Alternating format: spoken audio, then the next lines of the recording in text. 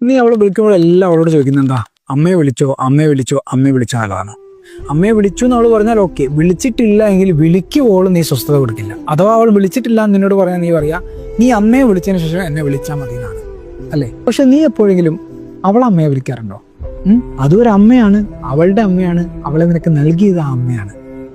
ആ അമ്മക്കുണ്ട് മകനൊന്ന് വിളിച്ച് സുഖമാണോ എന്ന് ചോദിക്കുന്നൊരു സന്തോഷം, ഭക്ഷണം കഴിച്ചോ എന്ന് ചോദിക്കുമ്പോൾ ഒരു സന്തോഷം, എല്ലാം ശരിയാവും എന്ന് കേൾക്കുമ്പോൾ ഒരു സന്തോഷം, ഞാൻ അവളെ നല്ലപോലെ നോക്കുന്നുണ്ടെന്ന് അറിയുമ്പോഴുള്ള സന്തോഷം. നീ വിളിക്കേ, അവരെയും വിളിക്കേ, അതൊരു അമ്മയാണ്. നിന്റെ വീട്ടിൽ നിന്റെ അമ്മ അവൾക്ക് കൊടുക്കുന്ന ആ ഒരു ട്രീറ്റാണോ അവളുടെ അമ്മ അവളുടെ വീട്ടിൽ നീ ചെല്ലുമ്പോൾ തരുന്നത്? അല്ല, ഒരിക്കലും അല്ല, അല്ലെ? ഒരുപാട് വ്യത്യാസം നിനക്ക് കാണാൻ പറ്റും. എന്നിട്ടും നീ ആ അമ്മയെ അവഗണിക്കുന്നുണ്ട്.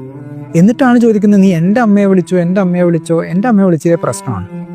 അപ്പം അതും ഒരു അമ്മയാണ്, അതും ഒരു അച്ഛനാണ്, അത് മനസ്സിലാക്കുക, അവർക്കും പരിഗണന കൊടുക്കുക.